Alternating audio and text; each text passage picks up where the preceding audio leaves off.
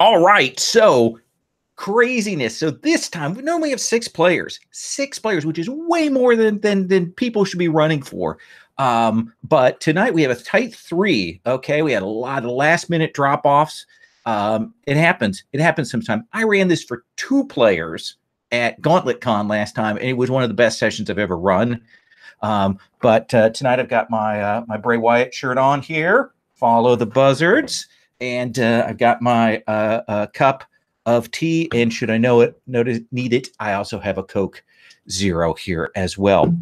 So what we're going to be doing tonight is we've got a lot of stuff left over from last time. We're going to do some off-camera stuff before we kind of get in more towards the wrestling and things. So the way this is going to work is we'll do some of those off-camera scenes for everybody.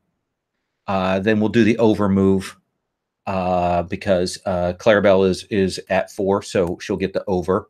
And then we'll roll on into matches and things.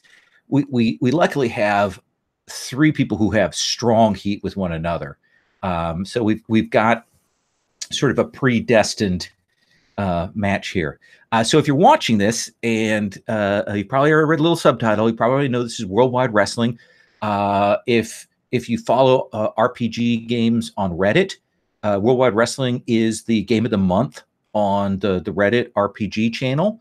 And I believe that Nathan Paletta is going to be doing an Ask Me Anything there. I've played with Nathan. He's the first person I played this with, and he's great.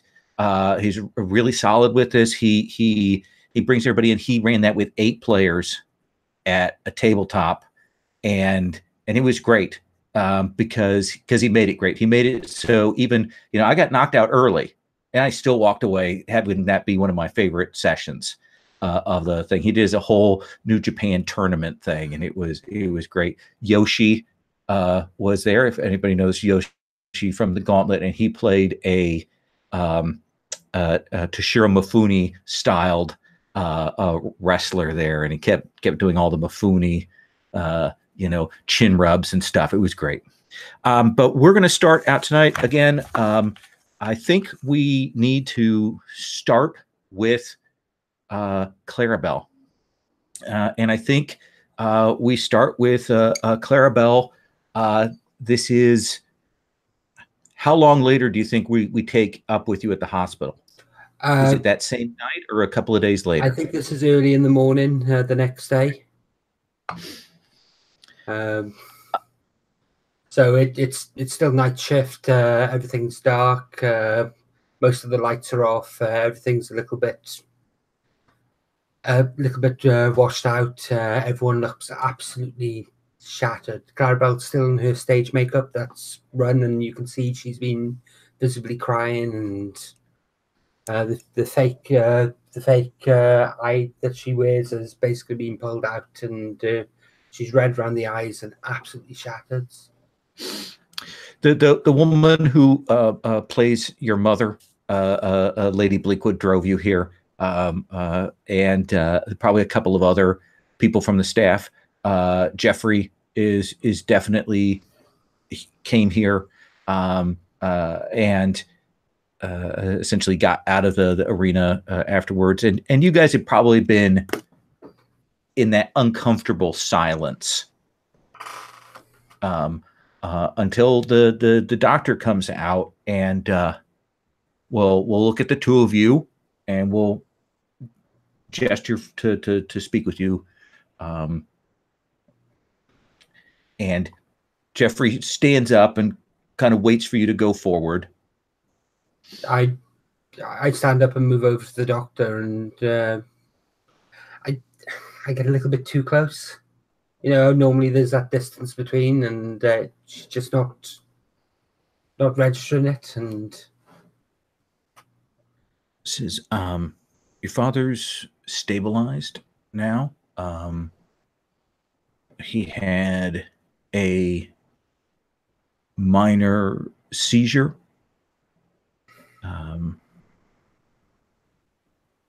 We believe that from the medical history that combination of concussions and he pauses before he says this, perhaps some other chemical abuse in the past has caused some issues. I spoke to your father's physician, and as I understand it, he hasn't spoken to either of you about your father's current state. No, this is the first I've heard of it. And he says, your father has very early stage Alzheimer's. And it's my understanding that he's been medicated for that a bit, but that he's been erratic in his treatments. That was what your father's doctor said. And Jeffrey looks like he's stunned. Like, this is clearly not something he was aware of. How's his insurance? Is it going to cover treatment? It is my understanding that there are some issues with that, but as I said to Mr. Bleakwood earlier, we can talk with that with you at a future point. I know he said he had some resources to draw on for that, but that's a little bit outside of my area. So you're going to have to talk to the hospital staff. Is he conscious? No, not yet. I expect in the next day or two he'll be up and awake. It may be a day or two because of the treatment that clear the blockages. He may not recognize you for a couple of days.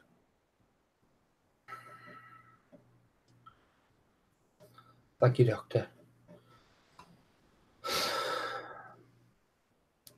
I'm going to turn to Jeffrey and go, you had no idea? I knew he wasn't in great shape. I knew not that I particularly enjoy visiting him, but the last couple of times I visited him, where he berated me for not wrestling anymore, and talked about how awesome it was that you were back in the ring, that he was not in good shape. I thought it was just that he was doing his usual regimen. I didn't realize it was this bad. Usual regimen. You knew he'd been abusing. I didn't know he'd been abusing. I knew he'd been drinking. That's what I just thought it was. Okay. He got very good at hiding that shit from us, and you know that. Yeah, all that time on the road. Mum could barely... Look, you're welcome to stay around. If he's going to be out for a while, I'm going to head back. I'm going to have to talk to Wolf Backhouse, and I'm going to have him put me in touch with the owner and see what we can do. Maybe they'd be willing to extend the insurance over to him so we can offset this. I might have enough pull to get that done, but I've got to go back and get things shipshape. What's the purse on the championship at the moment? I don't know what that is. They've been putting the money into standard matches right now rather than focusing on that. I know that there's some belt changing or belt occupying going on. That's in the books. And he says, but I'll tell you what, that a purse, the kind of purse that Gauntlet League Wrestling offers, isn't going to cut it. That was an ambulance trip. That ambulance trip is at least $25,000 just to get him here from the stadium.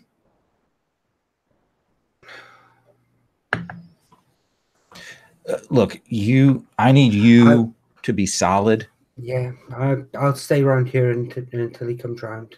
Okay. Okay. At some point, I'm going to have to go home. Are you going to be able to cover while I'm away?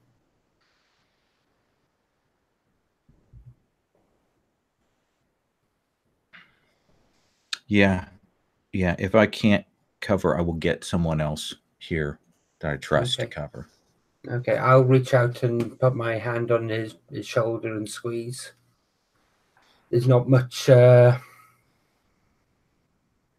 not much friendship between these siblings normally, but this is a little bit out of character.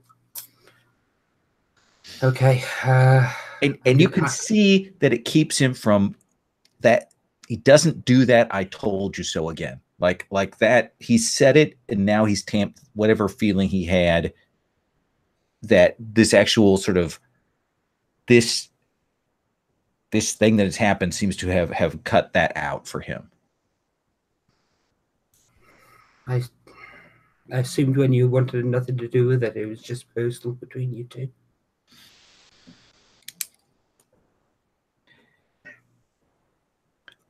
We'll talk about that later. Yeah. And I want to cut away from that to your dad and you, Kent. Okay. And he's signing autographs. I mean, the show has ended a while ago, but there's the crowd, like the old school wrestling people who have stuck around, and he's signing autographs and chatting up. And probably there are some wrestlers from backstage that have come out, and they're kind of hanging around. Maybe they're hoping they might hear some stories and maybe talk him up. But he looks at you as you come from the locker room as, hey, there's the conquering hero.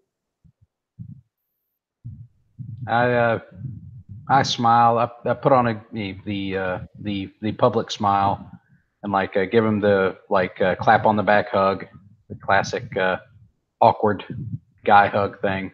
And hey, you know how to take one of those things, the self shots with the cameras, right? Yeah. Let's get it. Let's get a Twitter. Okay. My phone's in the back. But if a couple of people are like, oh, we'll take shots, and they all get over there. Your dad puts his arm around you, super excited to be here, just beaming here. I'm definitely gonna humor that, and this is probably the most fun he's had in a long time. So I'll kind of let him bask in it for a bit. Eventually, they will move out and head in different directions, and your dad's like, "Was that all on the fly there?" Most of the last part is I think something legit is wrong with Mr. Bleakwood. Yeah, I saw the X go up. So yeah, I may have to go check in with Clarabelle and Jeffrey and see what's going on. The Bleakwoods are weird. Let them have their space. I'm not going to follow them to the hospital or anything, but okay. I think it's worth checking in. Clarabelle's been very helpful in getting the feud built up and making it look really good. How is she to work with? Very, very good. I was honestly, I was worried because I know you and Mr. Bleakwood had a history. That is word for it. I thought it might have been difficult, but she's been nothing less than professional, and I was you kind of had me worried, but I was pleasantly surprised. Just be careful. I got suckered by Bleakwood charm before. Don't. Here's the thing: is I know they might seem solid, might seem good, like they're doing you a favor. but eventually one of them will put a knife in your back. I'm just telling you. I'll keep that in mind. Okay. I know. Gotta choose your friends careful. That is very true. So you're kind of doing a minimalist Viking thing, then, are you? Yeah. See, I don't want it to. I don't want it to look like I'm literally piggybacking you all the time. I like it. It works well as a callback. And I'm saying this as we're kind of walking back.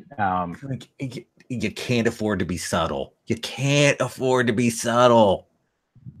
Nowadays, it can rub people the wrong way if you go too far with a lot of the old school gimmicks. Like it's not like you're doing a Repo Man thing. It's not like a hamburger thing. It's a solid gimmick. It works.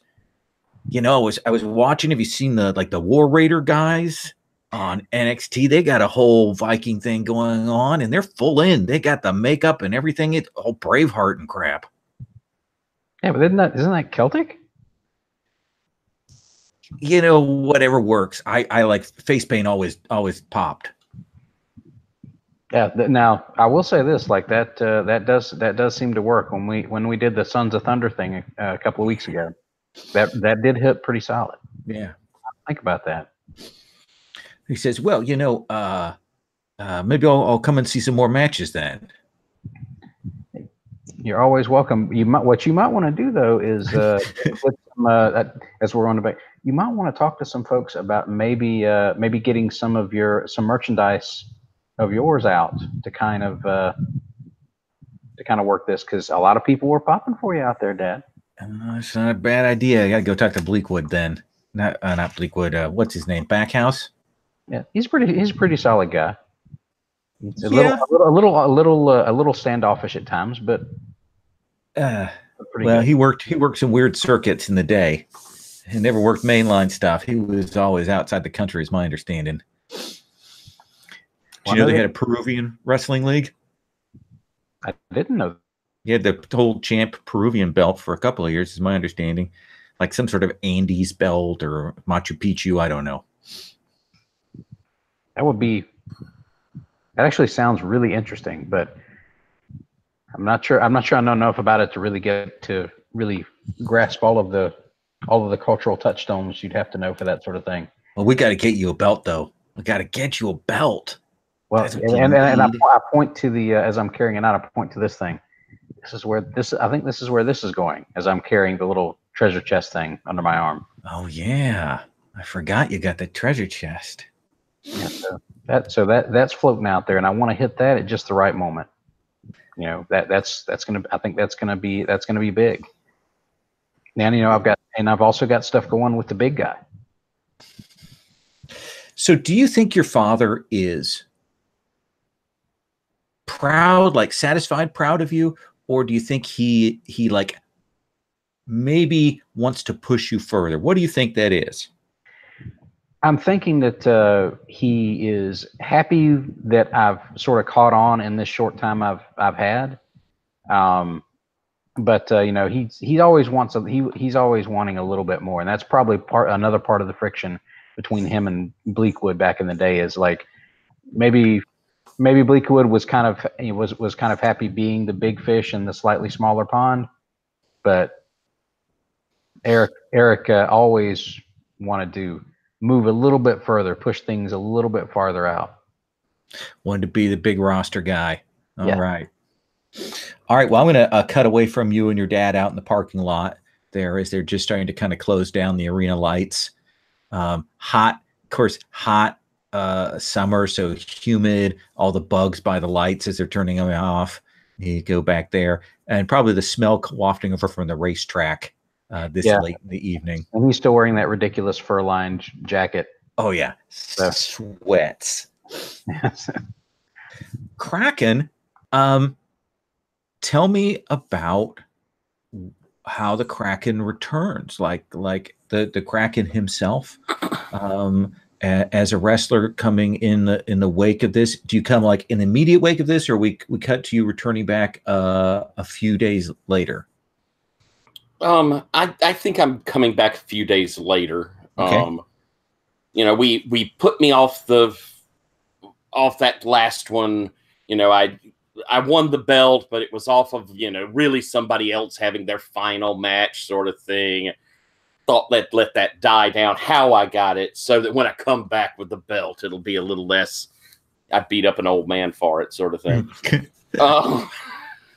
And so yeah, I've had several days. Yeah, when you come back, you are surprised. I mean, you hear about all this stuff with the Bleakwoods. You will also see that there are several new people around. A number of women wrestlers who are here back, there. But you'll also see a wrestler that you haven't seen in maybe half a year. The Dingo is here, and he is kind of wandering around, kind of appraising the locker room and so on. So who do you want to talk to? What do you want to find out? Well, let's see. I suppose I'm wanting to, part of me is wanting to think, okay, well, the fans are really behind me right now. This is going to be that push. I'm still thinking of the Gauntlet.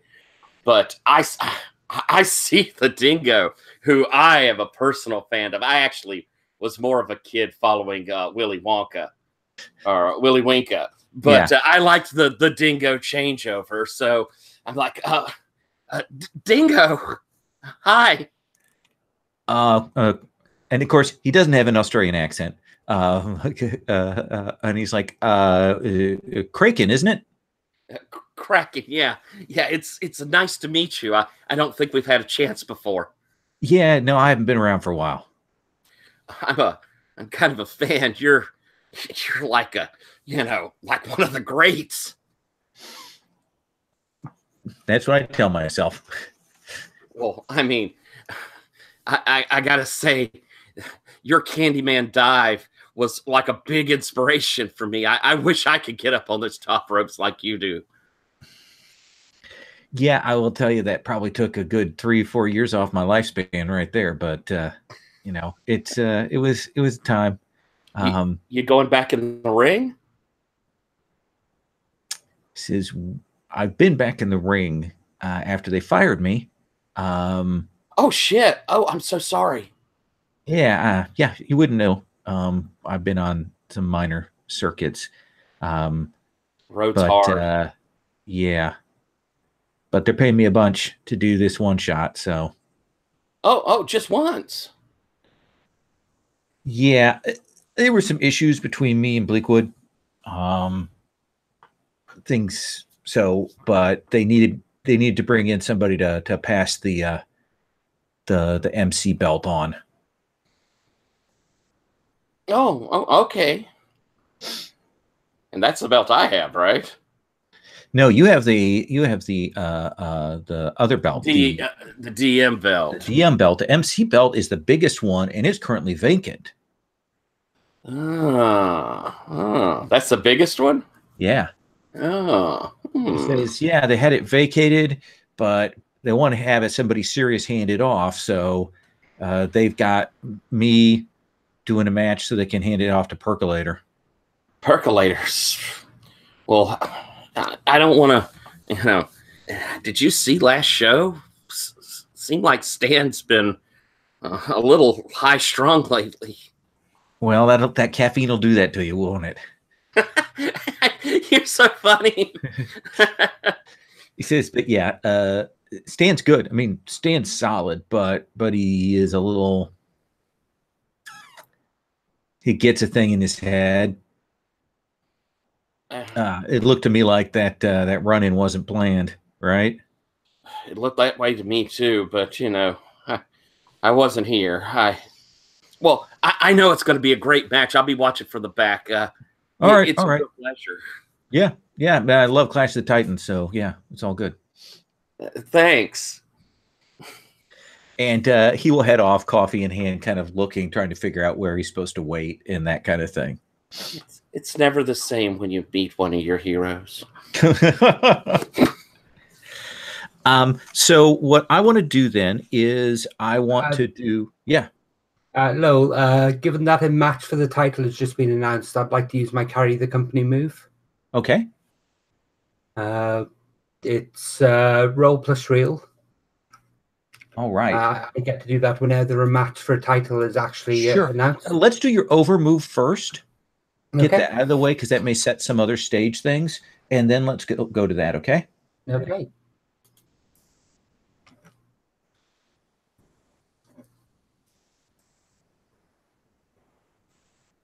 And that is look, right? Yep. That is, yes. So that's an 11. That's an 11. Okay. Choose whether you remove or replace a promotion trouble, add or replace a promotion tag, or you pick 2 from the 7 to 9 list. Okay, give me 2 seconds. Absolutely. And at this point, my monitor would go on the blink. There we go. Promotion tags. So our tags are broadcast deal, social media expertise, and home arena. okay. And our current troubles are hostile silent partner. So I get to add a tag, don't I? You can add or replace a trouble. You can remove or replace a trouble, add or replace a tag. Okay. Well, given we have a broadcast deal with the CW, I think our time slot's been moved to earlier in the day.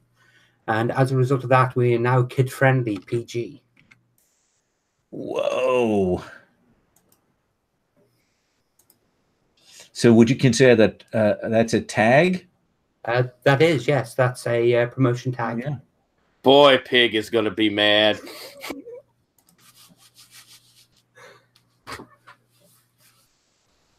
Okay. I want to check with everybody else. Is everybody else cool with that? Yeah, I just want to make sure that because we want to have some consensus. Okay. Yeah, I'm cool with that. Actually, that would almost be kind of a relief for Kent at this point. Okay. I just want to make sure on that choice. All right. So let's go to the carry the company move. So go ahead and roll with your reel. Okay. So that would be a 9. I'm going to use one of my 2 momentum to push that up to a 10. Okay. And I'm going to book myself into the percolator match, and I am booked to win it. Okay. That is a thing. Absolutely.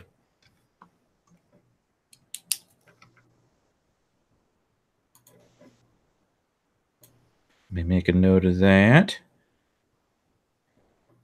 And Clarabelle. All right. So what I would like to do is go in and get the sort of the previously on wrestling things. And then I'd like to essentially do the kind of the setup thing here. And see if anybody wants to do any backstage stuff before we go on, and then we'll do that first match. Sound good? Yeah. Okay.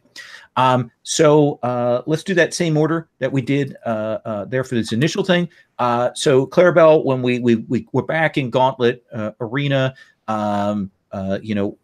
before the thing, while the crowd is there, waiting, what's the video we're going to see on the Gauntletron the last week on from Clarabelle?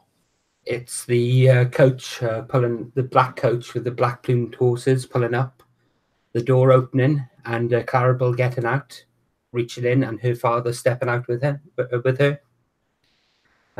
It'll go to a bit of the match, and then there'll be commotion going on with Lord Bleakwood.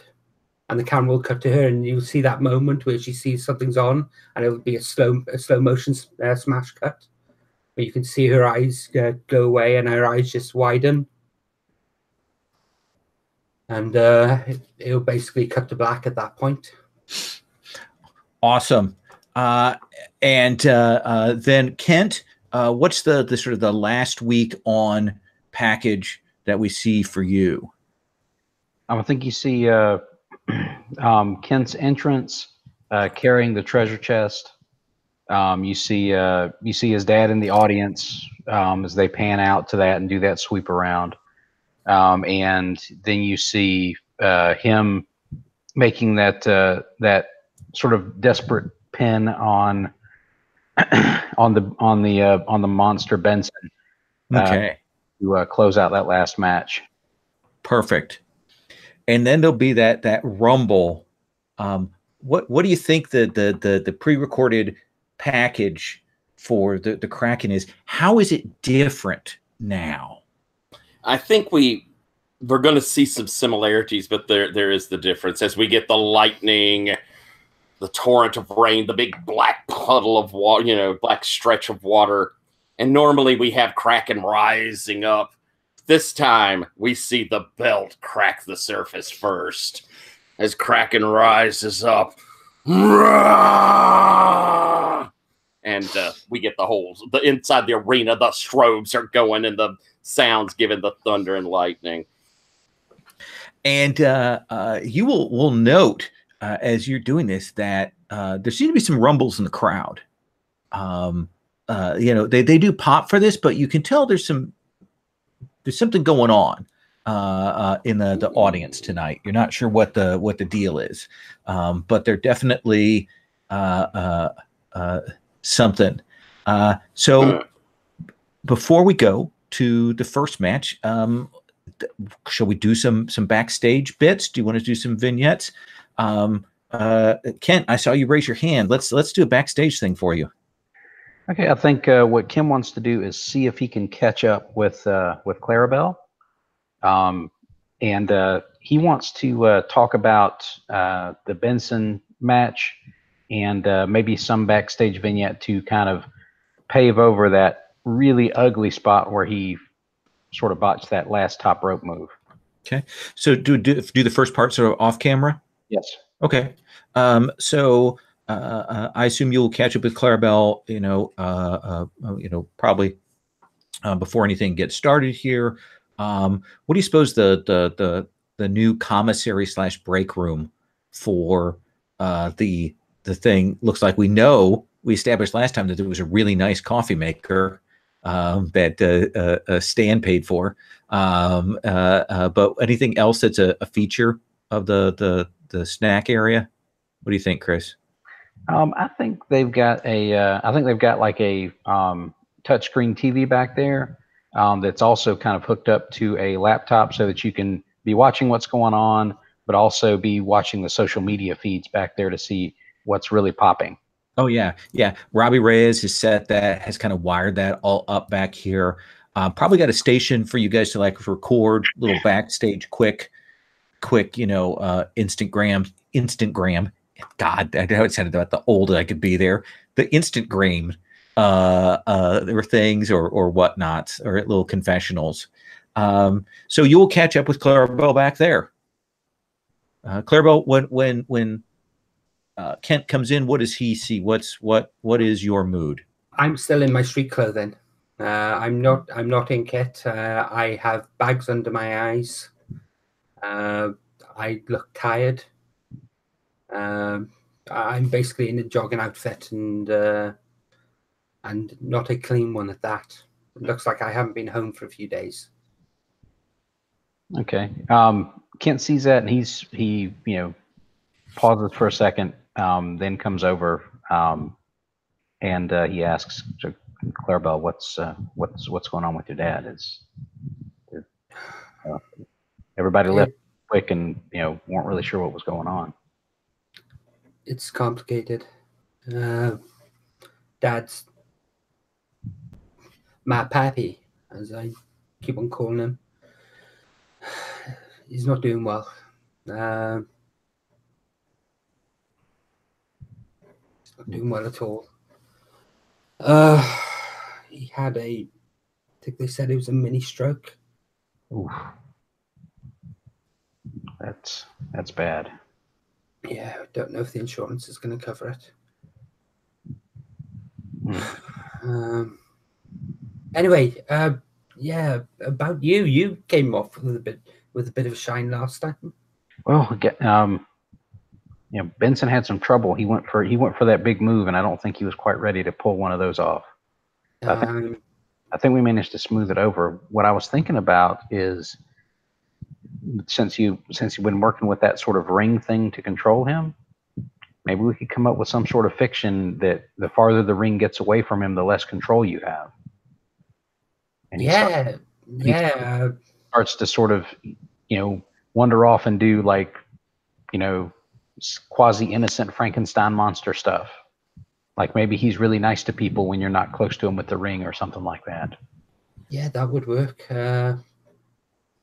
You can later on you can steal the ring from me or something, or we can break it, or that opens up a lot of stuff, and I think maybe that'll help kind of. It also gives us something to smooth over if something happens, like he kind of misses a spot or something like that. Sorry, he missed a spot? It looked like he did. I don't think he did that on purpose. He looked like he came off the top rope and knocked himself out. Like it took us a few minutes to kind of shake him awake. I'm sorry, I didn't. My mind wasn't on the match at that point. I was. I completely understand. You guys were running out. That's why I wanted to touch base with you about what happened. I think he's still good. I think he'll be all right. But man, it was a few minutes, and I didn't know what was going on with you or your dad either. And my dad's had, I think they said, a mini stroke. Yeah. Oh. But are you back here? What's going on?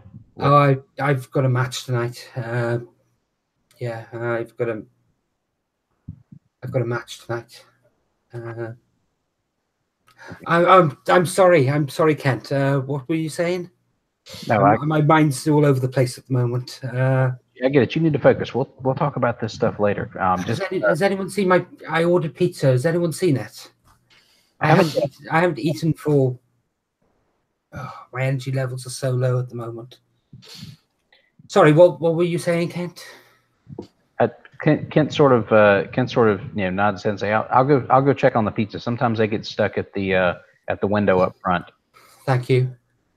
And as he walks out of the room, I'll reach into my pocket, unscrew the bottle, and take another shot of whiskey, and put it away. I'm gonna cut away from that scene to Kraken. What do you do backstage? What do we have beforehand?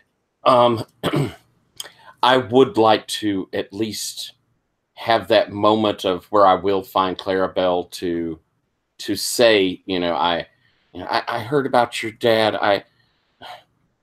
Then you'll probably come in as she's tucking the bottle away. If there's anything I could do, and I think if you don't physically stop him, he will come over and envelop you in the big hug. He's that sort of person. And you can smell the alcohol on her at that point. What is your character's real name? Tony. Tony. Thank you, Aunt.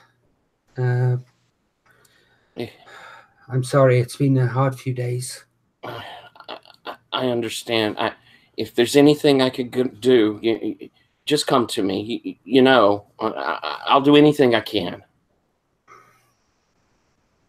Hand up for the fist bump. Thank you.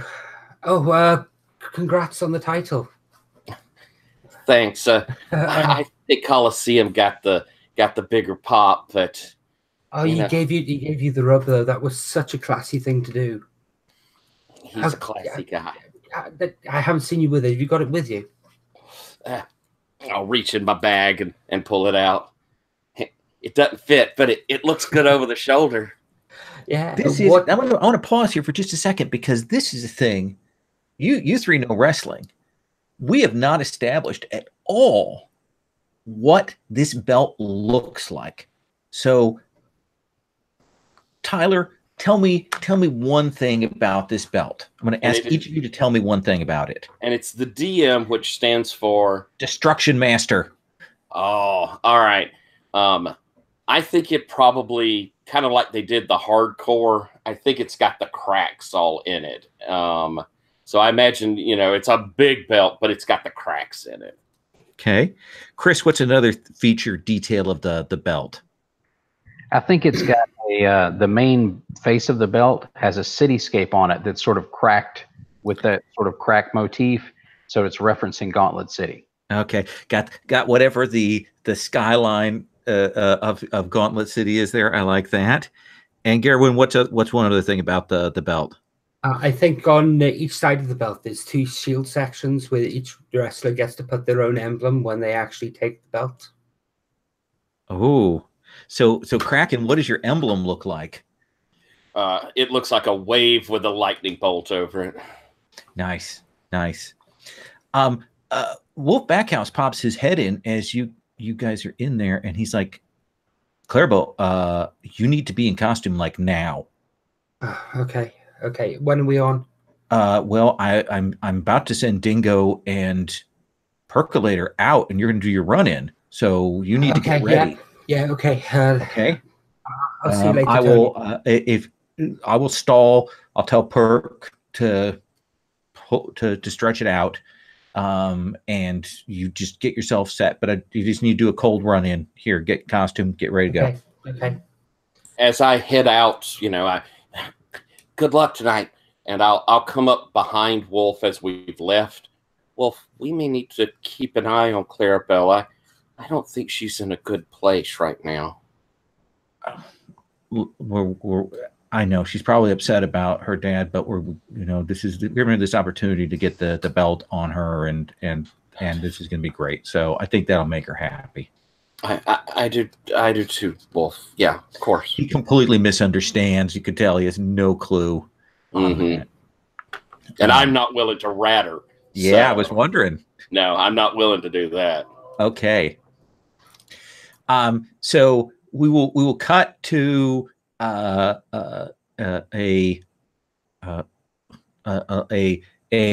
Dingo Harrison out, in the on the ring, and he's got the MC, the Master of Carnage belt, and he's the Dingo's been away, baby, but he's got the belt. He never let go of it. No one's had the belt. It's just been me, and now it's just been sitting there empty.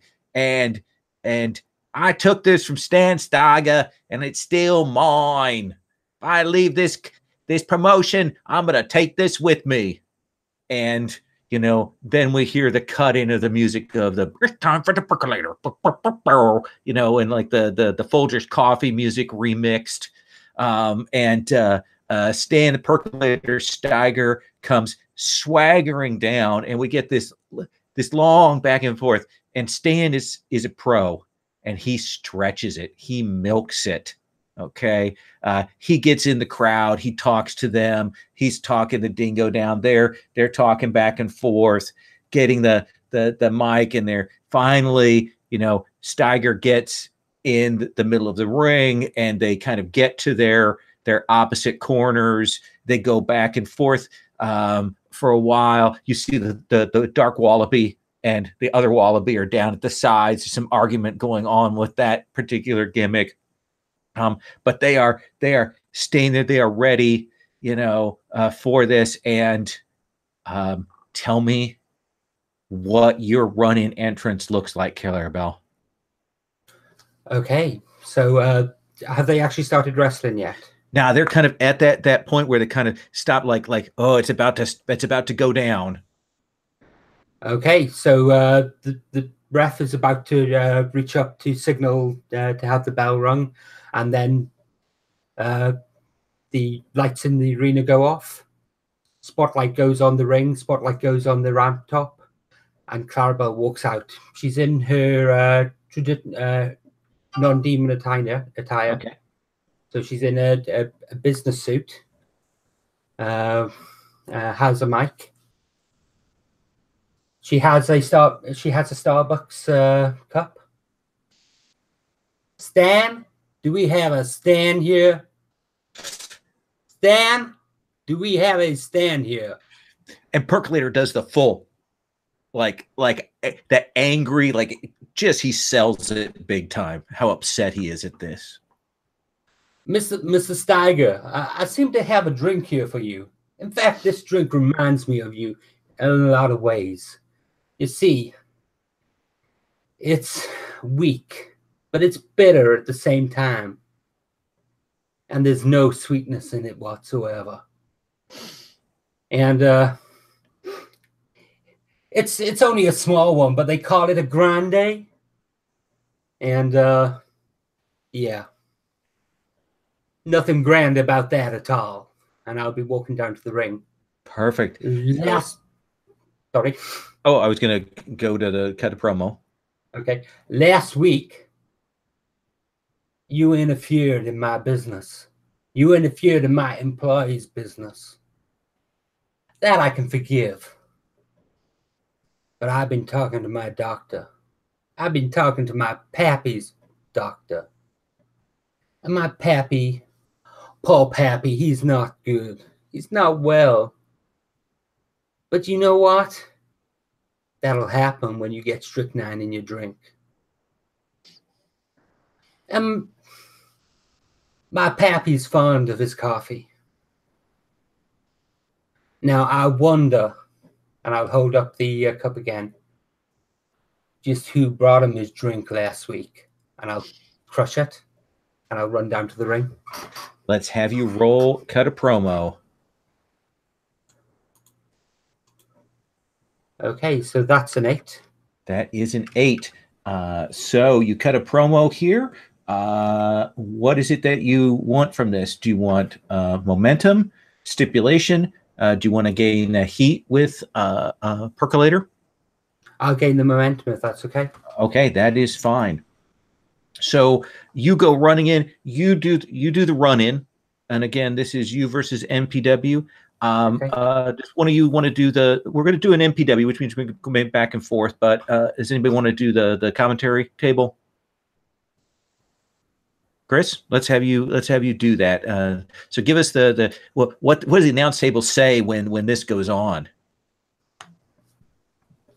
This is classic Clarabelle. She just comes in, she shows up, and she creates chaos. This is going to be a madhouse, ladies and gentlemen. And Dingo and Stan are in the ring. You come running in. You start with control of the match, Clarabelle. Okay. So I run into the ring, and I get into the ring, and there's this whole Mexican standoff style thing where I'm standing staring at them. I'm looking between them. They're looking between each other, staring at me. And it's a case of who's going to make the first move. And Wallaby turns to look at Percolator, and at that point, I'm on him. So okay. Over lariat, forearm lariat to the ground. While I do that, Percolator's turning lane into me, and he comes in, smacks me on the back. I kind of no-sell it. Mm-hmm. Does it again. I no-sell it again. I stand up to my full height, which is only about 5'10". Clarabelle's not big. Turn around, and she's just staring daggers, and you can see there's hatred in her eyes. And he lays into me. I block. I lay back. He's into me with just back and forth, back and forth, back and forth. And at that point, I hit him with a low blow. Awesome. So does that seem like illustrating your your signature? Do you think that's demonstrating your character in this shot here? I mean, the anger and the low blow. I think so. Yes, very much so. Let's have you roll with look. Okay, so that's a 7. Okay, so you can take momentum and give him control. I will take momentum and pass control to Dingo. Okay. So he will he's a bigger guy, and he's more of a traditional wrestler, but he is pretty good at grappling. So he will get a hold of you. He will whip you around. Throws you into the ring post. Throws you there to give you some breathing room while he goes to work a couple of sequences with Dingo, and gets him kind of wrapped up, and eventually, tosses Dingo into you, and then comes over to do the run and to kind of crush Dingo in and do the full sandwich on you. and then kind of come back, and Dingo kind of grabs him, and they're kind of locked up, giving you again control of the match. Okay, and as it locked up in the ropes, I'll see it going on. I'll grab the top rope. I will jump up and basically do a springboard senton onto them from the top rope. Okay, that sounds like work. And that is definitely work. Yeah, good old technical there. And I roll a 5. I'll bump that up to a 7. That makes sense. And I will give control to the percolator. Okay. So percolator will throw essentially Dingo off, and this time he actually gets locked up with you, and he gets you to the ground, and he does a few stomps before he grabs onto one of your legs, and he is leaning in. He's pulling that leg up, and giving Dingo a few minutes to catch his breath. Okay. While he's doing the full pull, trying to get you to tap out, doing that full thing. How are you selling that? Really broke down those legs. Most dangerous when she's on her feet. At this point, I will reach for his ankle. I'll slip my hand around his ankle and start trying pulling it so he falls off his foot, and basically reversing it into a classic ankle lock. So you want to spend a momentum to interrupt on this? No, I'm using my ace move to actually interrupt and steal a momentum from him. So you pull out. He's got you in the coffee grinder, and then you'll do the reverse out onto that, and he will say, "I know with short notice, I need you to toss me out, and then you take care of the Dingo, get the belt. Okay, throw me high, okay." I'm not strong. Go to the ropes, and I'll catch you on a reversal. I'll do a hip toss over the ropes. Okay, I just want to make it look big if I'm going out on this. Okay. And he will get himself set, and to tell you what this looks like. So he manages to pull himself to the ropes. He gets the ropes. The ref breaks the hold that we're in. He gets up. We're both there. We start grappling. He hits me in the stomach. I go down, and then he goes back onto the ropes, and he's running forward, ready to do the big boot. And as he's come to do the big boot, I basically come up, I catch him under his body, lift him up while he's doing it, and basically throw him over the ropes using his own momentum. Now let me ask you this. Are you being careful? No, I'm not. Okay. I am. Well, I am. I'm doing this stiff, but without intent to injure. Okay. So let's have you roll then with power.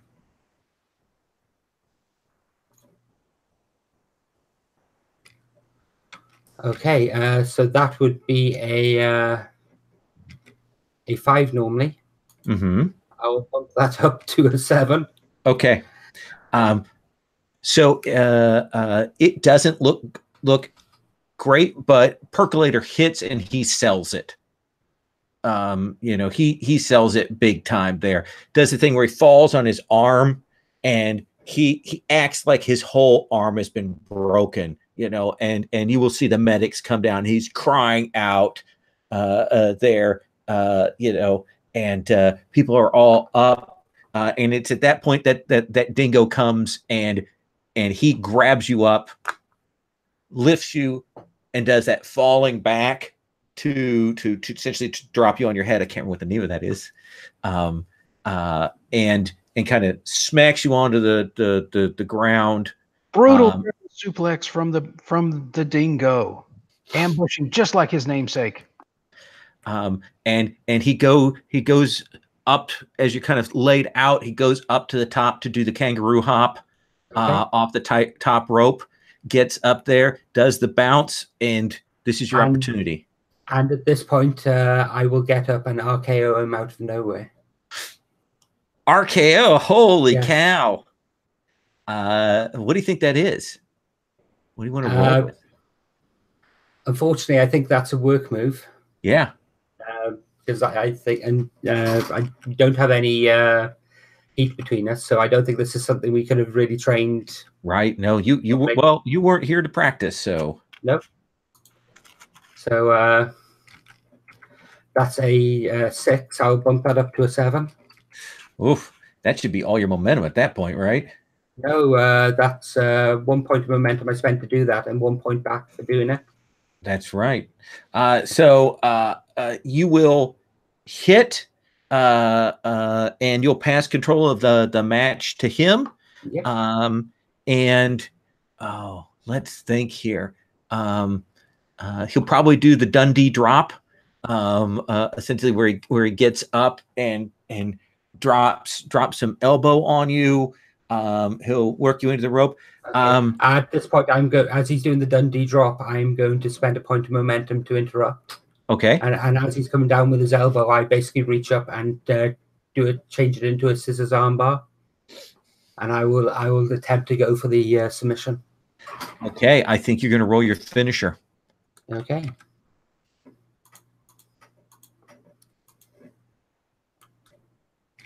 Okay, that's a 7. That is a 7. I'll try and put that over if I can. Nice. Do you or your audience gain? Do you or your opponent gain an audience? I'll have my opponent gain an audience. Okay. So Dingo goes out looking hot. You make him look good in that finisher. Like he struggles, you pull him back. He struggles, you pull him back. And he is ow, oi. He's making all that sounds, and then finally he's just about to get to the rope, and then he will do the tap out. And the crowd is hot for it. Percolator is on the stretcher, being pulled away, rolled away, and he is screaming at the top of his lungs, "That's my belt! That's my belt!" At which point I will call for a mic, and one will drop from the heavens, as they always do. Right? Stan, that's not your belt. This was my pappy's belt. Now this is my belt. You want a rematch? Anytime, any place. I'm not scared of you, but I can show you one thing. You're gonna be afraid of me. Hello, my name's Caribou Beakwood. It's a pleasure to meet you. They will roll Steiger out. They will work to clear the arena, and it's a hot first act for the show. Backhouse looks at you, Kraken, and goes, "Oh, that was pretty good. Seemed like she was on. That seems like she was ready." She was all over it. That was great, Wolf. Yeah. Somebody get security. Have them escort Dingo out of the building. Oh, Wolf. I mean, he's a great wrestler.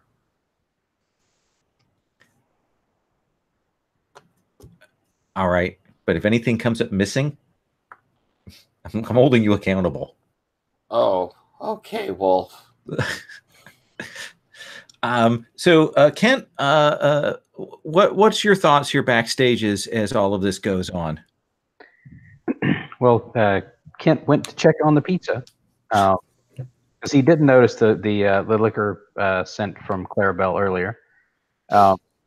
So I'm presuming there was no pizza because she probably ordered that and it was delivered to her house because that was where it usually gets delivered when she uses the app, and she didn't think to change the address. Grubhub. So there will be a really grumpy pizza guy. So he wanders back and he watched the end of the match, and it turned out pretty well. So he was like, "Yeah, that worked out well." So he's pleasantly surprised by that, and he sees Kraken, and he goes over and touches base with him, I think. Kraken, you'll see Kent come over, maybe a little quizzical look on his face. She was on it. She was hopping. It's good, good. Yeah, she said she had ordered a pizza. I went to check on it because sometimes those guys get caught up at the window because they don't know who they're supposed to deliver to. Yeah, they said nobody's come up tonight, so I think she might have maybe accidentally sent it to her house or something. Well, I had 4 in my back in my dressing room. I think one's left. Oh, maybe she'll maybe that'll help her out. She says she was starving. She just hadn't had time to eat given all that's been going on. Can't do me a favor. If you see Dingo taking anything, please stop him. What is he taking? What? I don't know. But if he does, it'll be my fault. Kent looks really confused.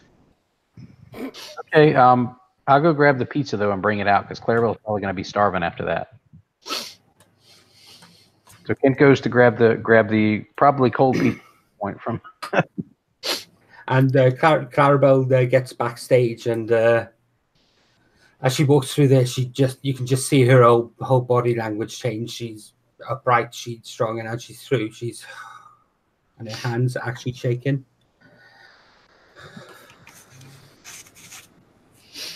Good match, Clarabelle. It was okay. I fucked up a few times. Congrats on the belt. You deserve it. Thank you. Same could be said. Now, when are we unifying these bastards? Oh, I think we'll do that sometime. And I sort of give that smile like that's my belt. You're welcome to try. At this point, I think Kent wanders back in with the pizza. Oh, thank you. Yep. I'll open it up. Pineapple. I had to get one. And ham. I had to get one from Kraken. He had ordered some earlier, but for some reason yours didn't get delivered. I checked with the folks up front. Might they have delivered it to your house or something by mistake? Did you use like? Oh, no, I think the last time I ordered it was to the site we used to film the Bleakwood Manor ruins. Oh God. Hello? Hello? Oh, well, yeah, they get a free pizza. Yeah. But seriously, Kraken, Pineapple, what sort of monster are you? I sort of laugh, grab a piece, and wander off. I assume that the next couple of matches are probably things where we're going to see some of the younger wrestlers to act as kind of a counterweight to that. We're going to see, of course, our Houston Huxley out there, but we're also going to see Mark Millennial and Ripper Jones and some of the other younger wrestlers. And so we probably get a round of those matches, some one-off things, and eventually we will come to a NPW match, and you're a face, right, Kent? Yes. Okay. Then I think that they are going to put you in a match against Gargoyle Lord, one of the costume sort of monstrous heels, but one who has been around for a while. So tell me, Gargoyle Lord's promo is very classic. He's got a package, of video stuff. He's been around for a while. One of the things is that he is a high flyer. So he goes up on the top ropes, and he does big stuff. And he's a solid guy. So it's a little surprising. He's bigger than you would expect to do some of the like cruiserweight style things. But he's got the full mask on and everything. He does that, when you get the sort of lightning and thunder. He tries to make it distinct from the Bleakwood stuff, so it has a lot of that sort of weird dragon and bat imagery to it. Okay. So what does your promo look like for this fight? I think what Kent does is he has another interview segment in the back, and I can never remember our interview lady's name.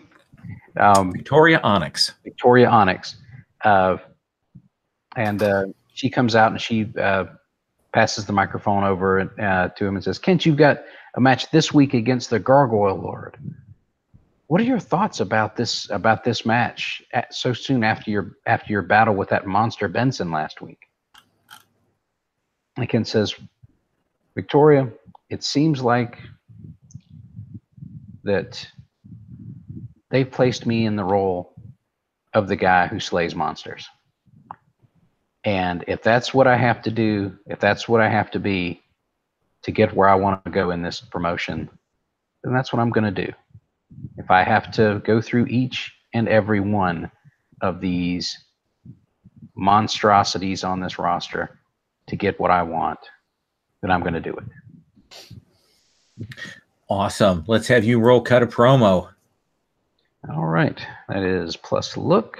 So let me go to the roll your party and see how this works. Ooh, that's a 12. That is a 12. And I think because we advanced the stuff. Oh no, is it a nat? Did you roll a nat 12 or did you roll No, it's a total of 12. I rolled a 10 and I have a plus 2 look. Okay. So it will be a simple cut of promo for you. So on a 10 plus, you connect with the audience, you can gain 1 momentum and pick 1 from the 7 to 9 list. Okay. I think I will do a. I think I'll take a +1 heat. Okay. Gargoyle Lord. All right. So a Gargoyle Lord is in there, and you've got control of the match. So tell me how this starts out.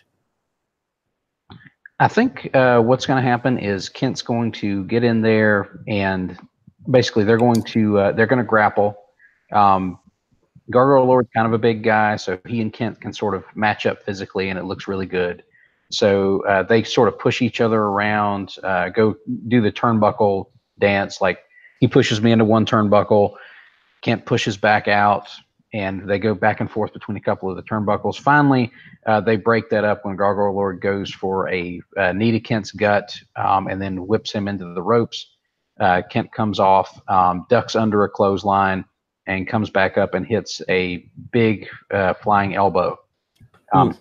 Take the Gargoyle Lord down. So I think that's going to be a work. Yeah, that sounds good to me. Ooh, and that is 5 on the dice plus 1 for my work for a 6, and I'm going to spend one of those 2 momentum. All right. Do you want to keep control of the match, or do you want to give control over Gargoyle Lord and take that momentum back? I'm going to take the momentum back and give it over to Gargoyle. Then Gargoyle Lord kind of hits the ropes, comes up, and then he is on you, and he is in. He's got these sort of brutal hand rakes that he does that you have to sell. They're a little goofy, but he does these hits and comes in. And the thing that will strike you when you're wrestling Gargoyle Lord, what is the weird thing about Gargoyle Lord when you wrestle him in the ring? The one thing that is you're like, ugh.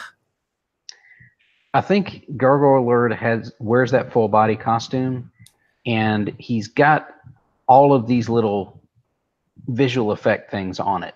So parts of it that are lumpy and weird to get a hold of, that are designed to look like chunks of stone, and there are parts that are a little bit glossy, so they're slick. So his costume is really hard to get a hold of when you're trying to actually execute moves. So it makes it an extra big mess. And when you do, parts of it come off. Yeah, and it's hot, so he's kind of sweating too, and it's kind of beating, and his face is red even as he's doing this, and he's kind of slick with that. And that'll be the thing is you kind of have to catch him on a slip, when and you hear that squeak of the rubber on the costume, and you're glad the mic is a little ways away, but that gives you control of the match. Okay. I think Kent tries to do a few basically simple but good looking sort of strikes, just punches and a couple of kicks to drive it into the turnbuckle, and do some chops and sort of overhand punches to give him a chance to sort of catch his breath a little in the corner. And then Kent's going to run to the other corner and do kind of a second or two setup, and then do basically a charging clothesline into the corner. Okay. And you kind of hit into him. Do you think is that power, or is that work, or what? I think that's more of a power thing. Like he's just showing off like the impact he can do. Let's see that. And that is a snake eyes. So that goes off badly. I don't have enough momentum to bring that. Yeah, no one has enough momentum to bring that back up. So I think when you hit Gargoyle Lord, you misjudge that really badly. And you hit him in the midsection, and you hear his head go back against the ring post, and you get a hold of him, and he's gone unconscious. What do you do? You've knocked him out cold. Oof. I think at this point, Ken sort of looks down at ringside and and gives the X to one of the ringside guys. Okay. Kraken. Wolf Backhouse is there, and he goes, Kraken, I need you to run in right now. Okay, boss. Yeah. There's trouble with Gargoyle. I need you to go. Oh shit. All right. And I think as I'll begin the run in, and maybe someone has, at least click the crash sound. Yeah. And like a couple of the ringside people come over to kind of grab onto Gargoyle Lord's legs when you hear the crash, and Kraken comes running in. I try to make sure they don't grab his legs and pull him down so that he falls face first out of the turnbuckle. Right. No, they're trying to hold him up so that when you go to deal with Kraken, that it'll be okay. So how do you sell this, Kent? What is it that you want to do? I think he sort of when the Kraken stuff hits, he sort of pulls away from Gargoyle, and immediately goes to run up the ramp to meet Kraken away from the ring to kind of take the focus off the ring. Okay. Deal with Gargoyle. And so you two will meet, and I assume you'll lock up so you have a chance to talk. What do you guys want to do? There's no booking for this match now. Is Gargoyle okay? I think he hit the ring post on that last move. So he's out like a light. So I think you're probably going to need to basically do some stuff, maybe and lay me out. All right. Trust me, it's going to be okay. And I'm going to kind of do the pushback off the grapple to just put that headbutt in. That's always something I feel safe doing. And once I stagger him, I'm going to pull him up and powerbomb him to the ramp. Okay. Let's have you, I think, to do this and resolve this out, I think we are going to roll a run in on this. Okay. Does that seem cool? That seems perfectly fine. All right. What do I roll with run in? I never do it. Heat with Kent. Oh, that's good. That was me being super generous as a GM. Yes, it was. And I rolled a 10, so I think that's a 14. It's 13? A hot angle. 14. You both gain +1 heat with each other. And since it's a 14, you have perfectly captured the turning point in the storyline. That's a mythic. I don't think we've ever gotten a mythic run in Kraken. Both you and your target gain 1 heat with each other, and you get to pick one. It's turned into a blood feud. You can only be booked with each other until this thing is resolved. You've gained the upper hand. You can pick any stipulations you want for your opponent's matches until the next audience reset. Or it's going to get settled now. Creative books you in a match with your opponent as the new main event of the episode. You and your opponent both gain an audience. I think that last one, because in all honesty, I was hoping to do something we never do, which was resolve a feud. So I think maybe booking it for that last match and giving us that audience punch. Okay, then I think you and your opponent both gain an audience. Sweet. And I think that as you're doing that, Wolf comes out with the local talent to kind of grab on, and Wolf's like, okay, where are we going with this? Let's finish this thing. Kent and I have been going a while. Let's finish it tonight. Okay. Then let's just roll into it. I think we had enough delays in the show, and we've got enough filler. We can do that. You pull him into the ring. I'm going to get Clarabelle down to either commentate or provide some audience focus. Okay. All right. You okay with this, Kent? Kent nods. Yep. Okay. So you will wrestle up. You've got to hold him. Do you throw him into the ring? Do you carry him to the ring? How do you get Kent up there to the ring? Oh, I think I'm gonna, having done the power bomb and heard this, I think I'm gonna pull him up, and I've got him on the shoulder. And as I go down to the ring, it looks like I'm gonna do the snake eyes into the ring post as we're going in. But I think he'll slip off the back and slam me into the post instead and roll me into the ring. Okay. So you get in there. I cut to Clarabelle. You're kind of backstage.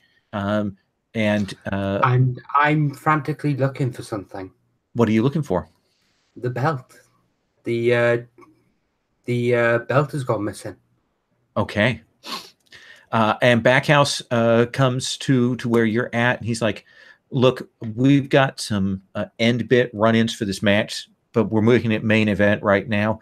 Do you want to provide sideline stuff or anything to support them? Gargoyle's out, so we've had to kind of shift things up. Do they need a special guest referee? If you want to do that, it'd be really good, because I need to get everybody who's hot right now in there. And, it would give us a chance. I need to get some things resolved. So if you'll go out there right now. Have you seen the belt? You should have it. It was in my locker room. Oh, fuck. Have you seen Dingo? No, not since the match. You get out there. I will see what I can do about this. Okay. Okay. And I will walk up to the curtain. While no one's looking, I will take a slug of that. And then grab one of the spare ref shirts. Okay. Which surprisingly fits me perfectly. Of course. And we'll send you on into the ring. So we're going to cut to this match. This is the main event match now that has spontaneously rolled up. You see that they've got Gargoyle Lord. They're moving him up, and you'll see one of the medics turns to you, Kent, and goes, as they move him on. The announcers have been delaying. Oh, they're dragging out the history of you and the Kraken, and they're playing that up. Somebody, you can see that here Robbie Ray is frantically tapping backstage for the teleprompter for them. Oh, and I remember when the first time when Kraken faced against Kent Reed, Monster Slayer, and I think all this history dates back, actually, if you trace it back to his father's day, and they go on with that until you're in the ring. Kraken, you hit this mythic run-in. The audience is up, like they are excited here. They've seen a belt change. They've seen some great matches. They saw Kent Reed lay out Gargoyle Lord, and they don't have any idea that Kent botched that. and you've run in, and now you're in the ring. You have control of this match, Kraken. All right. As he rolls me in and follows up, I think I see him coming up, and I'm actually going to do one of the from laying on my back as he puts his head down to come under the top rope. I'm from a prone position going to insecurity kick him right behind the head because I'm big enough to do that. Wow. And lay him down as I stand up. And Robbie's put that up there, that legendary moment from last season where we saw the big axe handle that laid out Kraken by Kent Reed. So as I look up, I see that, and I'll roar with anger. And I'm going for the big power. This is a time to show who Kraken is. So I'm going to lift him up. I'm bringing him up to the shoulders where it looks like it's the power bomb. Mm-hmm. But I'm going to walk him around the ring. And I'm going to set that power bomb to where it's going to bounce his back into the rope and into a flapjack where I face pop him down onto the ground. So do you think this is work, or is this something that you two have talked about before? What do you think, Kent? This seems like I wouldn't mind this being something we've planned for our big finale.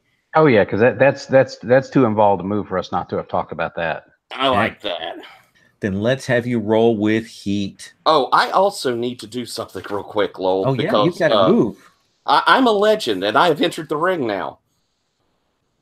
So I have my legendary move, which is I have to roll first with my audience. Okay. See how that goes. So I'm going to roll with that first, which is at 3 now. Right. Ooh, thank God it's 3. That takes me up to a 7. Look at the move real quick again. What the 7 gives me. Yes, I'll take the 7. Okay. I'm going to take that one more audience. Pop you up to a 4? That takes me to a 4. Awesome. Write that in. Okay, and now I'll do the move. And I wanted to ask something too, Lowell. As in this role, in the legend role and all the advanced roles, do you still consider yourself a heel or a face for your moves for heel or face? Oh, you mean the face moves or the roll moves? Let me quickly look at that because I've heard it both ways, but let me take a real look. Yeah, I could not find it in anything that Nathan put in there, and I haven't taken the time to write to him and ask. He's always, Nathan, a wonderful person about answering questions. Yeah, especially on the G+ group. Yeah, I think. Let's see here.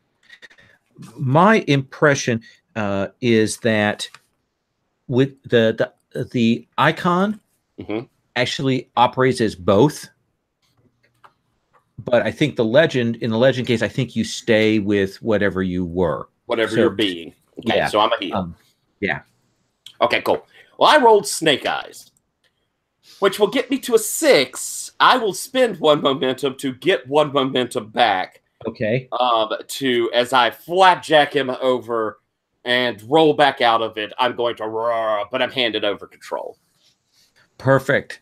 So Kent, tell us how you roll out of that sequence. Okay. What was the last move in the sequence there? It was that it was where I bounced you off the rope into that flapjack onto your face, and now I'm just up and I'm yelling at the crowd. Okay, I think I think Kent sort of rolls over to the ropes as you're yelling at the crowd. He pulls himself up and he starts to stomp around basically stomping around the ropes. And your back is still to him. And he as you turn around, he does a running drop kick to your chest, which basically slams you back into the turnbuckle, and then he goes into the turnbuckle just wailing on you. Just he's climbing up to the ropes and just going back and forth. And at that point, it's a case of that. As the ref, I'm going to be getting in there 1, 2, 3, and eventually I'm going to pull him off and spin him round. And I think at that point, for the first time, they see who's ref in this match. Okay. I like that. So, Kent, what do you want to call this sequence here? What do you want to roll this into? I think this is a work move. Okay. Like he's doing a standard drop kick, just punches in the corner, nothing too fancy, and nothing to show off any kind of like special power or anything like that. All right, let's have you roll it then. Ooh, that is a 3 on the dice, +1 for my work, which would be a 4. So let me double check, but I don't think I've got enough momentum to bring that up. Flo, am I right in thinking that as I'm ref in the match, I'm using the ref guest role rather than my normal heel role at this point? Yeah, I would say so. So I don't have that up at hand. Do you have what that does? Yeah, it allows me to spend momentum for other people. Okay. So I currently have. I've only got 2 momentum. Sorry, I thought I had 3. Well, I've got 2, so I can spend to get it up to a. I can get it up to a 6. In which case, I'll spend a point of momentum then to get that to a 7 for you. So it is that the 3 of you are working together to salvage this. That you didn't have time to rehearse this. Some of you had worked some sequences out, but it is that Clarabelle kind of catches on that. And I assume you're handing control back to Kraken to get back that momentum. Kent? Yes, that'll give me 1 momentum to go on, and I think the ending part of that sequence is basically Clarabelle and I just screaming at each other like face to face over her breaking that up, and that gives Kraken a chance to rise up and take control again. Kraken, you rise from the depths. Let's see it. And so as I have been leaning against it, and I think we see Kraken kind of see the 2 of them arguing. And Kraken's going to react to seeing it's Clarabelle that's reffing. Going to give that and reach forward and just grab, on the shoulders, Kent, and do one of these squeeze pushes to shove him down to his knees from behind as he's staring at Clarabelle across the way. And he'll lean in close enough, Clarabelle leaning in a little close to him. So they've got you in here reffing? They needed as many people as back. They needed as many of us out here as possible. All right, we'll keep it good. And so I think I'll do as I do that, I'll yell forward so Clarabelle backs up a bit, and I'm going to do where I've got him there on the knees. I'm going to do kind of like the earthquake butt stomp on his back, just moving forward and bump, dropping to his back. Do you think that's a signature thing? Do you think that's worked? Do you think that's power? I think it's worked so that I really have to protect the weight going on him because, there's a few of the boys that used to land that weight on folks and they hated it. Viscera. Let's see it. All right, that's an 8, and I have a 0 work, so that's an 8. That's an 8. Do you want to keep control or do you want to hand it off? I think I'm keeping control this time. Okay. After you do that, what happens next? I think, land on his back, stand back up. I'm going to pick up Kent and get him up, and I'm going to do some impact on you, buddy. Then you could just come back at me. And so I think we're going to see, big over-the-top suplex. I'll pull back around, pick him back up into the gorilla press, scream at the crowd, give the walk around, then the drop behind me. For having left him drop there, I think I'm going to that second turnbuckle, and I'm going to try and do the splash off the second turnbuckle. Ooh.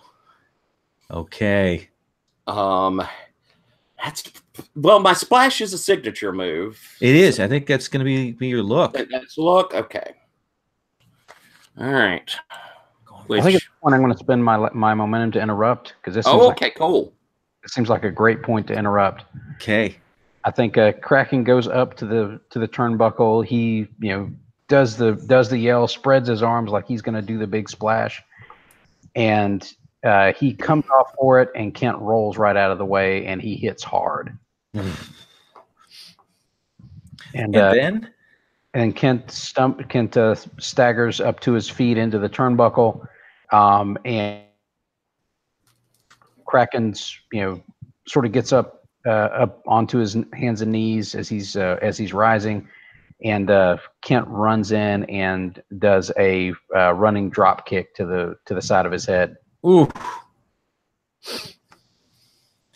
Okay. Let's see it, Shinsuke. Let's. What do you? Is that work?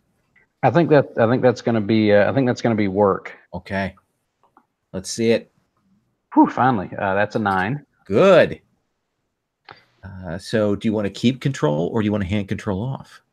I think I want to hand control off and get that momentum back. Okay, Kraken, how do you swerve out of that?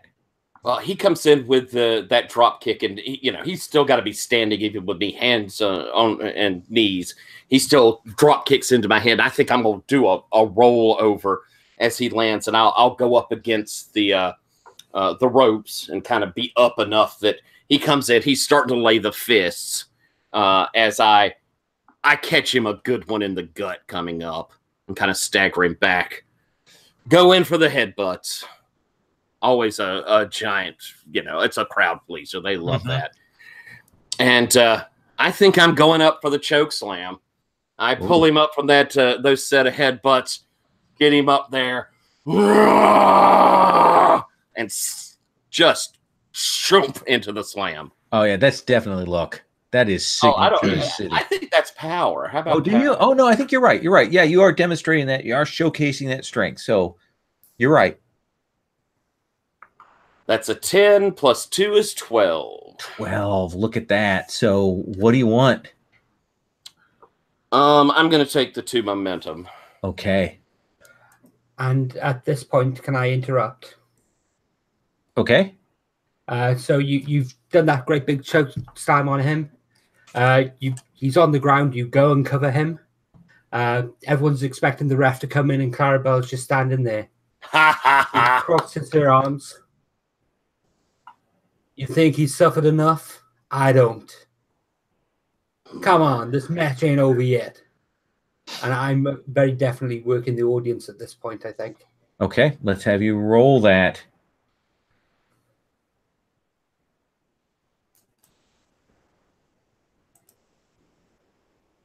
I get a 10. You get a 10. So with the 10, you get 2 momentum. That's right. And I'll pass control back to the Kraken. Kraken. There's that thing where the focus goes onto Clarabelle for a moment, and then back, gives Kent some breather, and then the focus is back to you. I'll be giving the evil look over towards Clarabelle, and I'll say out of the corner of my mouth, "All right, I'm gonna do some business with Clara. You Viking up, come on." And so I'm going to lift off, and I'm going to do the big stalk over and kind of back Clarabelle towards the corner, not touching her, but doing the looking angry, and I'm going to try and work the audience. Okay, that sounds good to me. 2 heels yelling at each other. Everybody loves that. Wow, another 10, and I know it changed because the 2 dice shifted. Nice. So, work the audience is off of look. Yes. Right. So an 11. Okay. I'm going to take the Mo as well. I need it. All right. Work the audience goes off audience. Goes off audience. So then it's an enormously high number. Yeah. That's a 14 for Mythic, I think. Wow. Yeah. But it was still coming off a 10. I don't know. No, as long as you end up with either a boxcars or you go 13 or above. Okay. So Kraken, so the audience is loving that. So you get a choice.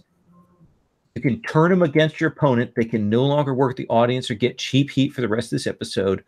Or you whip them into a frenzy, gain +1 audience as they storm the ring. Oh, well, I don't want them to storm the ring yet. I want to give Kent his chance to to whoop up on me a little.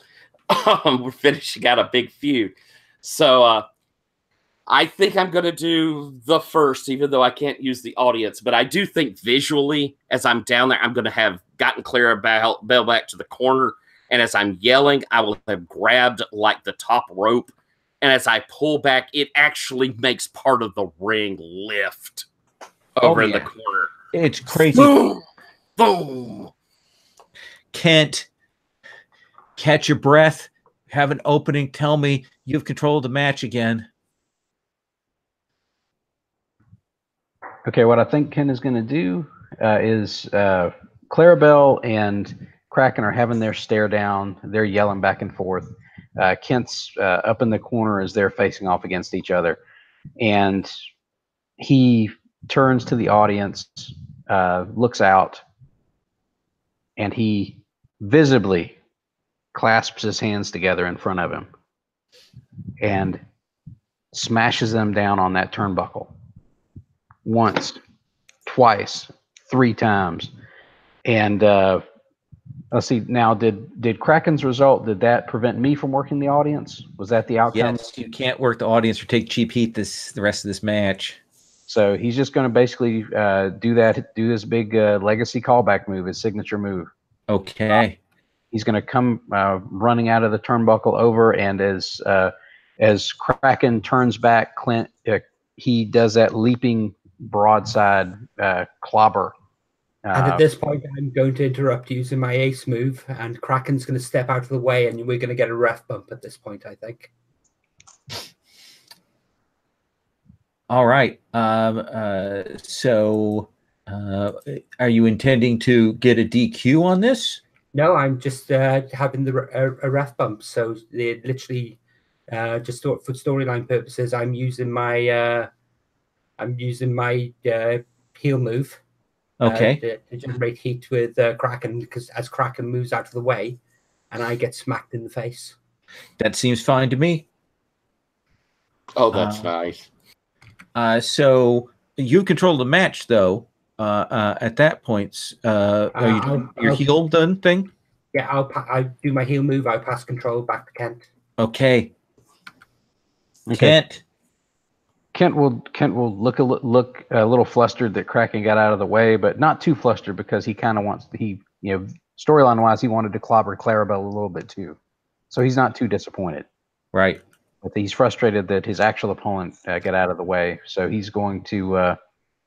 I think as Kraken's coming back in to try and barrel him into the turnbuckle after Clarabelle's been knocked down, Kent dodges out of the turnbuckle and basically goes to work on one of Kraken's legs, just basically doing those stomp kicks to the side of his legs to try and basically keep him staggered into the turnbuckle, and then finally just start wailing on him in the turnbuckle again. Are you still using the Eric the Red style things, or have you moved to your more to follow on your look, or are you trying to do something else?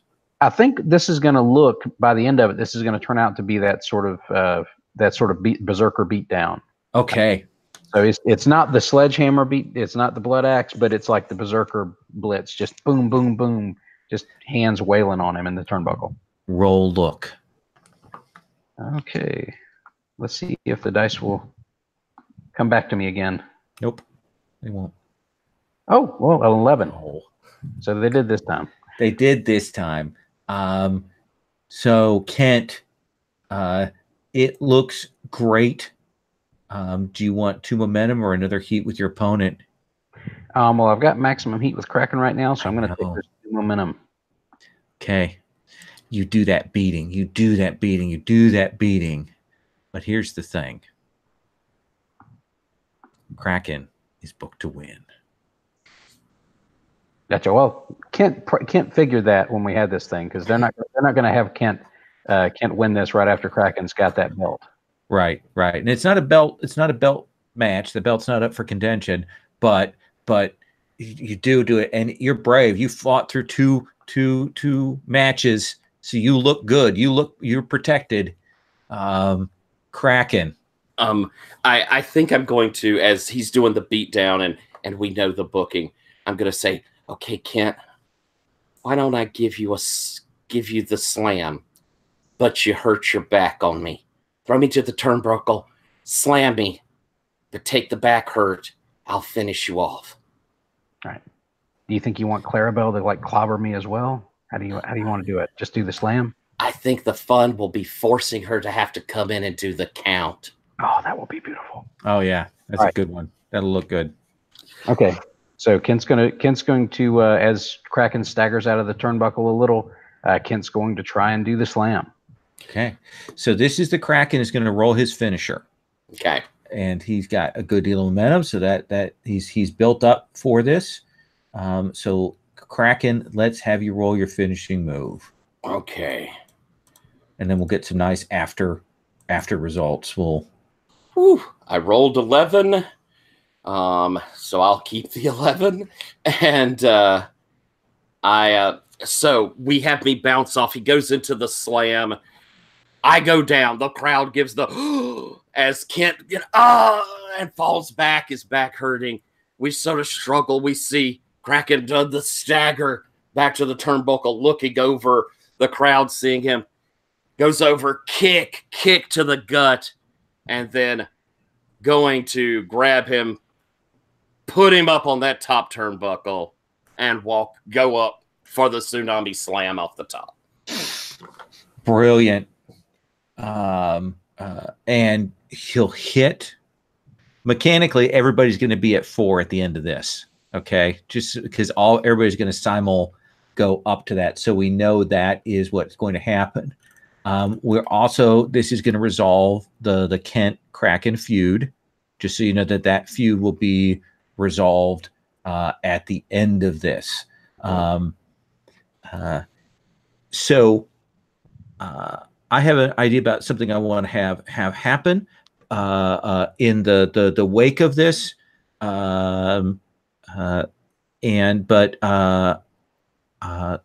What I think I want to do is have we have some of those new wrestlers, the women wrestlers, and I think we're going to see them come and kind of drag Kent out to kind of leave Kraken and Clarabelle there, but they're going to drag him away for another storyline opportunity to kind of clear the way there. Does that seem okay with you guys? Yeah, that's fine. Okay, just because so you will see this team of people, the people that you saw last week, Clarabelle, that kind of rush up, and they've got this woman. She looks like she's half Thai, big woman, kind of a giant, and she kind of gets in the way, kind of covering them as they grab Kent and kind of drag him out. You see that one of them kind of looks like Ash from Evil Dead, she's got that kind of costume on, and the one sort of looks like the Black Widow. They've got this clearly like Monster Slayer thing going on, and they will drag Kent out, carry him out on a stretcher to sell that as big as they can. But I think we want to see that end scene between the two of you there. All right. What do we see between Clarabelle and Kraken here?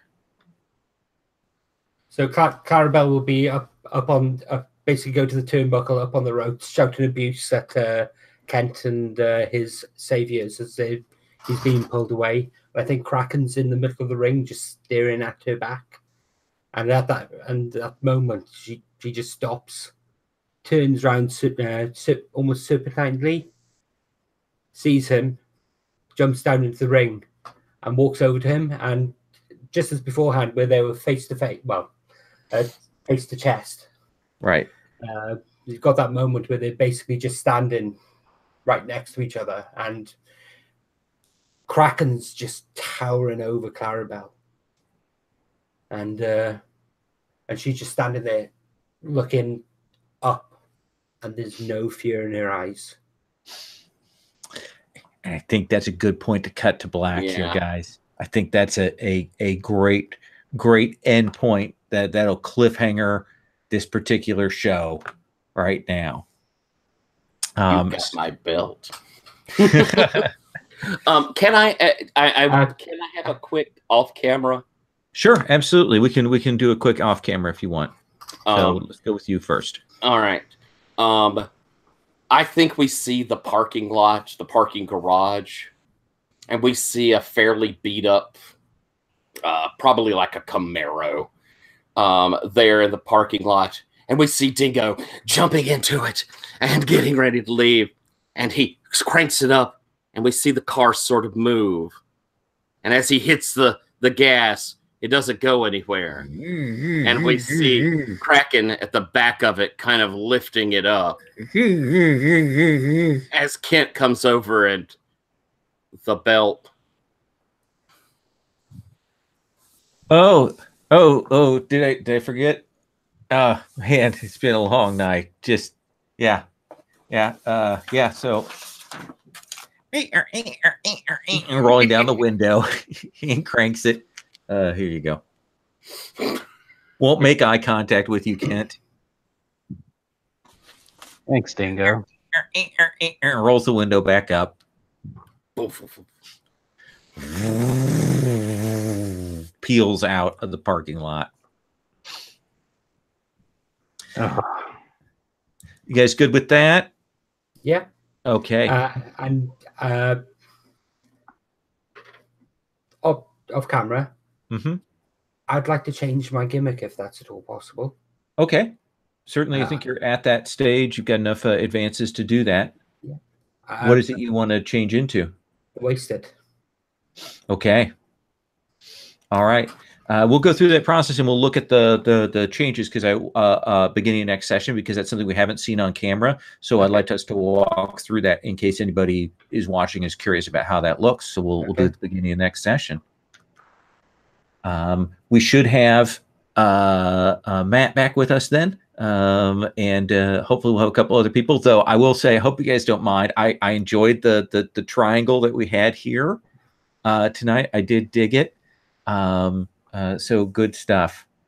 I am good to stop the broadcast then.